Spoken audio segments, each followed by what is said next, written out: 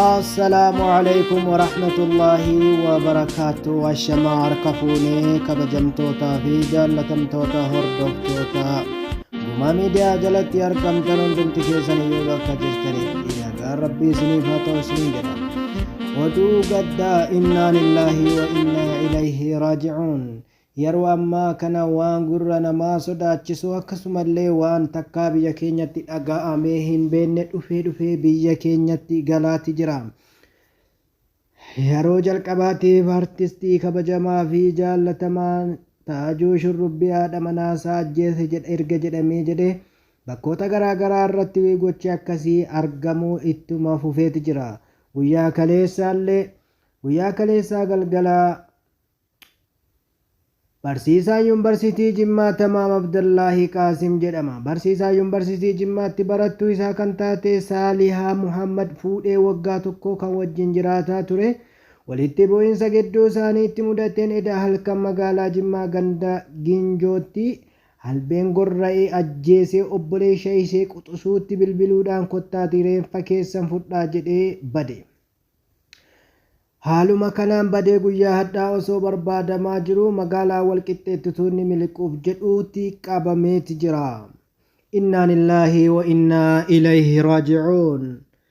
Yeroo ammaa kana gochoonni akkasii kan baay'eesaa nama suukanneessu dhaga'uuf illee nama sururu.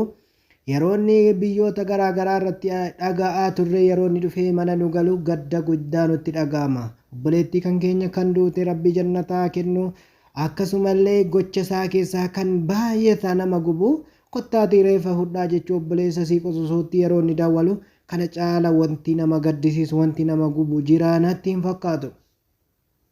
Maarree ilmi namaa kun akkuma bulee akkuma lafti bari'uun akkuma dhi'uun gara jabummaa fi gara laafummaan duraanii nu duraa baduudhaan akkasumallee walitti garaa jabaachuun haadha manaatiif abbaan manaa yeroo akkasitti garaa walitti jabaatanii yeroo jarri wal gurraanu gadda guddaatu namatti dhaga'ama.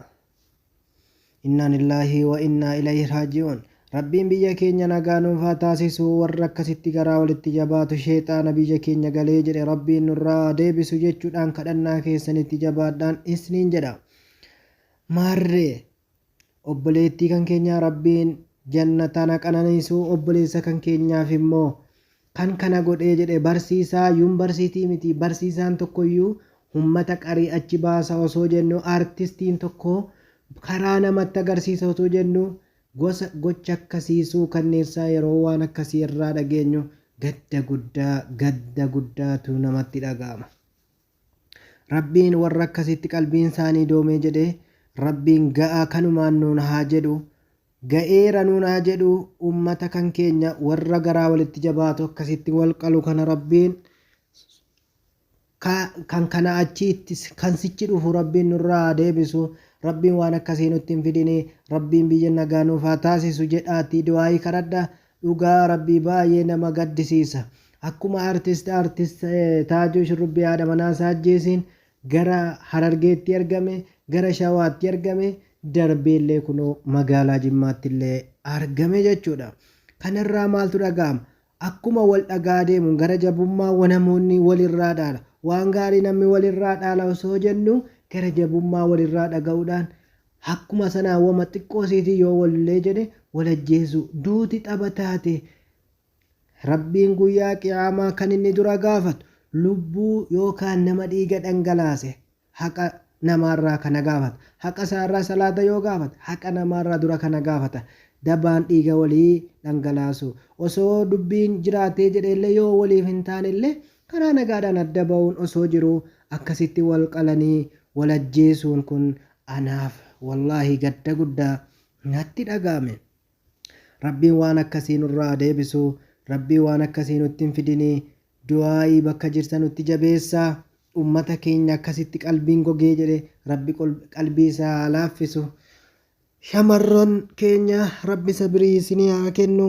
Yeroo ammaa kana dhiiruma akkuma waan hin amanneetti of ilaalaa jiru jechuudha. Gochi kun darbee yeroo inni mul'ataa deemu kana irratti dhugaa namoonni bultii dhumarraayyuu duuba deebi'uu kan jedhu namatti dhaga'ama. Maarreegaa obboleeyyan kiyya silaa wanti nuti goonu obsa walii kadhachuu akkasumallee ayyoowwan asiin badii hojjette badii yoo isiin hojjettee jettellee karaa nagaadhaan yoo adda ba'anii jedhan innis jireenya isaarraa dhaqee adda bahee dhaqee mana hidhaa ciisa jechuudha.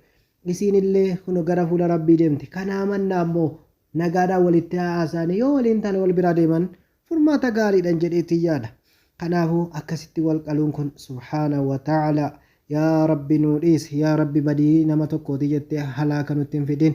Wallaahi hedduu gaddinee gadda guddaan nutti dhagahame. Sagantaanan qabadhee dhiyaadhee guyyaa addaa kana fakkaata.